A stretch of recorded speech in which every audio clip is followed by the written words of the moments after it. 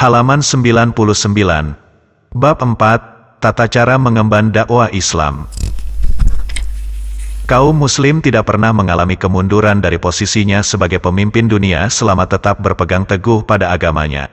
Kemunduran kaum muslim mulai tampak tatkala mereka meninggalkan dan meremehkan ajaran-ajaran agama, membiarkan peradaban asing masuk menyerbu negeri-negeri mereka, membiarkan paham-paham barat bercokol dalam benak mereka. Kemunduran itu terjadi pada saat kaum muslim mengabaikan qiyadah fikriyah Islam, ketika mereka mulai surut dalam mengemban dakwah Islam, dan menyalahi pelaksanaan hukum-hukum Islam. Itulah sebabnya, kaum muslim harus melanjutkan kembali kehidupan Islam agar kebangkitan yang didambakan dapat dicapai kembali. Kaum muslim tidak akan mungkin dapat melanjutkan kehidupan Islam kecuali jika mereka mengemban dakwah Islam, dengan jalan mengemban qiyadah fikriyah Islam dan berhasil mewujudkan daulah Islam melalui dakwahnya ini yang mampu mengemban qiyadah fikriyah Islam dengan menyebarluaskan dakwah Islam ke seluruh dunia. Halaman 100. Patut diperhatikan dengan saksama, bahwa usaha mengemban qiyadah fikriyah ini yaitu dengan cara menyebarluaskan dakwah Islam adalah dalam rangka membangkitkan kaum muslim. Karena hanya Islamlah satu-satunya yang bisa memperbaiki dunia ini. Di samping itu tentu saja karena kebangkitan yang sebenarnya tidak akan tercapai kecuali hanya dengan Islam, baik untuk kaum muslim maupun bagi bangsa yang lain. Berdasarkan pandangan ini hendaknya dakwah Islam dikembangkan. Dalam mengembangkan dakwah Islam hendaknya kita berpegang kepada suatu prinsip, yaitu menyebarluaskannya sebagai qiyadah fikriyah bagi seluruh dunia. Di atas qiyadah fikriyah ini dibangun seluruh bentuk pemikiran, dan dari pemikiran-pemikiran ini mengalir seluruh bentuk persepsi yang mempengaruhi pandangan hidup manusia, tanpa kecuali. Mengemban dakwah Islam pada saat ini, hendaknya dikembangkan dengan metode yang sama sebagaimana masa-masa sebelumnya, yaitu dengan menjadikan metode dakwah Rasulullah sebagai suri tauladan, tidak boleh berpaling sedikit pun dari metode tersebut, baik secara keseluruhan maupun dalam rinciannya, dan tanpa memperhatikan lagi perkembangan zaman. Sebab, yang berkembang hanyalah sarana dan bentuk kehidupan, sementara nilai dan maknanya sama sekali tidak akan berubah. Walaupun zaman terus berputar, dan bangsa-bangsa maupun negeri-negeri berbeda-beda. Halaman 101. Karena itu, mengemban dakwah Islam membutuhkan sikap terus terang dan keberanian, kekuatan dan pemikiran, menentang setiap perkara yang bertentangan dengan ide maupun metode, menghadapinya dengan cara menjelaskan kepalsuannya, tanpa melihat lagi hasil dan kondisi yang ada. Mengemban dakwah Islam harus meletakkan kedaulatan secara mutlak hanya untuk mabda Islam, tanpa mempertimbangkan apakah hal itu sesuai dengan keinginan masyarakat umum atau justru bertentangan, apakah sesuai dengan adat istiadat ataukah bertolak belakang, apakah mabda itu diterima masyarakat, ditolak atau malah dimusuhi. Seorang pengemban dakwah tidak akan mencari muka dan berbasa-basi di depan masyarakat, bermuka dua atau bersikap toleran terhadap penguasa. Seorang pengemban dakwah tidak akan mempedulikan kebiasaan dan adat istiadat masyarakat. Dia tidak akan memperhitungkan apakah dakwahnya diterima masyarakat ataukah ditolak. Dia akan tetap berpegang teguh pada prinsip mabda Islam saja, dan akan menyuarakan mabda itu saja, tanpa menghitung-hitung nilai lainnya. Tidak boleh mengatakan kepada orang-orang yang bermabda lain, pegang teguhlah prinsip kalian, tetapi hendaknya mereka diajak tanpa paksaan untuk memeluk mabda Islam. Dakwah menuntut kedaulatan hanya untuk Islam saja, bukan untuk yang lain, dan hanya Islam yang berkuasa di tengah-tengah masyarakat, sebagaimana firman Allah Subhanahu wa Ta'ala, Dialah yang telah mengutus Rasul-Nya, dengan membawa petunjuk, Al-Quran, dan agama yang benar, untuk dimenangkannya atas seluruh agama, walaupun orang-orang musyrik tidak menyukainya. Quran Surat At-Taubah ayat 33. Halaman 102. Rasulullah Shallallahu Alaihi Wasallam datang ke dunia dengan membawa risalah Islam, menyampaikannya secara terus terang dan menantang. Beliau meyakini kebenaran risalah yang diembannya kepada masyarakat, menantang dunia secara keseluruhan, mengumumkan perang atas seluruh manusia, baik yang berkulit merah maupun hitam, tanpa memperdulikan lagi adat istiadat, tradisi, kebiasaan-kebiasaan, agama, kepercayaan, sikap para penguasa ataupun rakyat banyak. Beliau tidak memperhatikan apapun selain dari risalah Islam.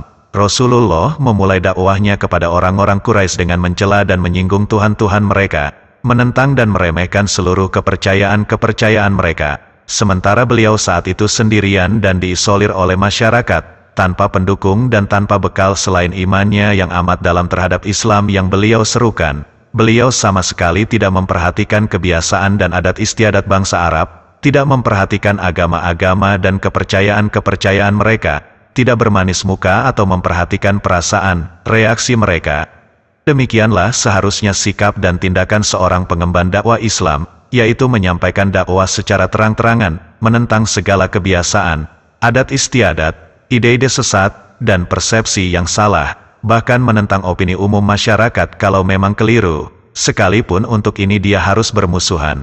Begitu pula dia akan menentang kepercayaan-kepercayaan dan agama-agama yang ada, sekalipun harus berhadapan dengan kefanatikan para pemeluknya atau harus menghadapi kebencian orang-orang yang dungu dalam kesesatannya. Halaman 103.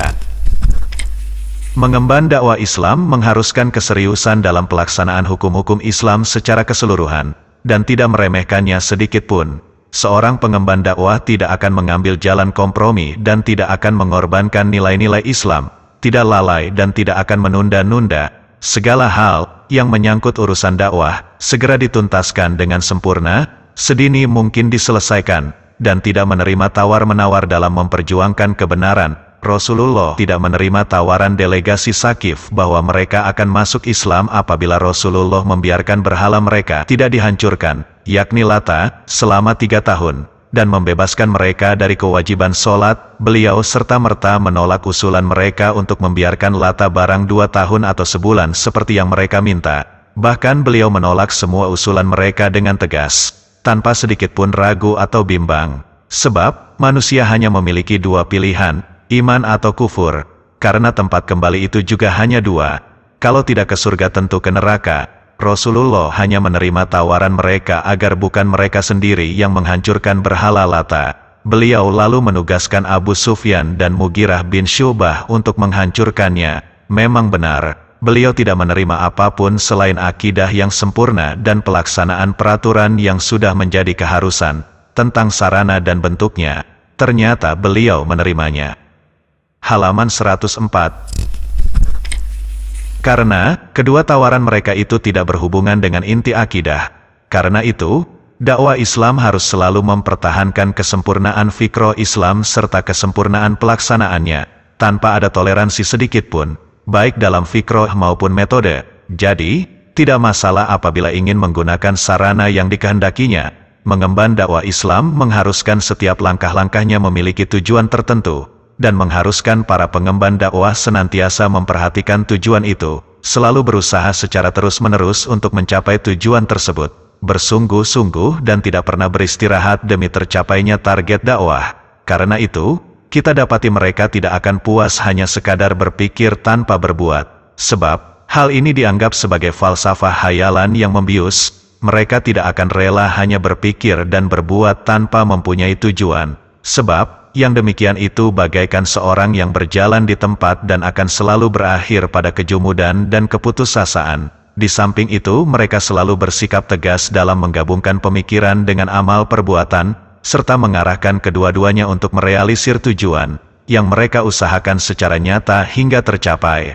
Rasulullah pada mulanya mengemban qiyadah fikriyah Islam di Makkah. Namun, tatkala melihat bahwa masyarakat Makkah tidak sanggup menjadikan Islam sebagai peraturan kemasyarakatan, beliau lalu mempersiapkan masyarakat Madinah. Disinilah beliau membangun negara dan menerapkan Islam, mengembangkan risalahnya, seraya mempersiapkan umatnya untuk mengembangkan risalah Islam sepeninggal beliau agar tetap berjalan pada garis yang telah beliau tentukan. Halaman 105.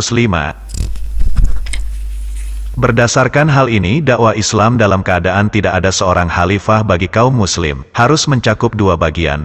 Pertama, dakwah mengajak memeluk Islam, dan kedua, dakwah untuk melanjutkan kehidupan Islam dengan berusaha mendirikan daulah Islam yang menerapkan sistem hukum Islam dan yang akan mengemban risalah Islam ke seluruh dunia. Dengan cara ini, maka dakwah akan beralih dari dakwah yang tujuannya melanjutkan kehidupan Islam di tengah-tengah umat, menuju dakwah yang dikembangkan oleh negara ke seluruh dunia, juga akan beralih dari dakwah yang bersifat lokal di dunia Islam menuju dakwah yang bersifat internasional, Dakwah mengajak memeluk Islam ditujukan untuk memperbaiki setiap akidah, kepercayaan, menguatkan hubungan dengan Allah, dan menjelaskan kepada masyarakat berbagai pemecahan problematika kehidupannya. Dengan cara ini, dakwah akan dinamis dan mencakup seluruh aspek kehidupan. Sebagai contoh, ketika Rasulullah masih di Makkah sering membacakan di tengah-tengah masyarakat, binasalah kedua tangan Abu Lahab, pemimpin Quraisy itu, Quran Surat Al-Lahab ayat 1.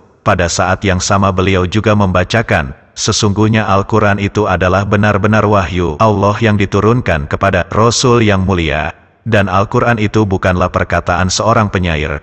Sedikit sekali kamu beriman kepadanya. Quran Surat Al-Haqqah ayat 40-41. Halaman 106.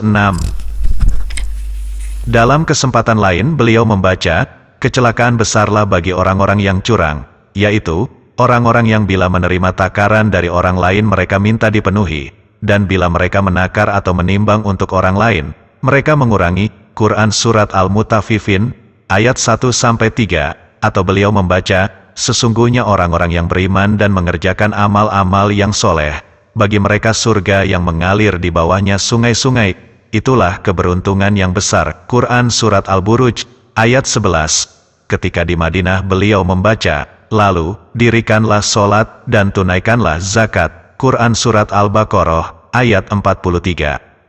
Halaman 107. Juga membaca ayat lain seperti, berangkatlah kamu, baik dalam keadaan merasa ringan ataupun berat, dan berjihadlah dengan harta serta dirimu di jalan Allah. Quran Surat At-Taubah, ayat 41. Hai orang-orang yang beriman, apabila kamu melakukan transaksi tidak secara tunai untuk waktu yang ditentukan, hendaklah kamu menuliskannya. Quran Surat Al-Baqarah, ayat 282.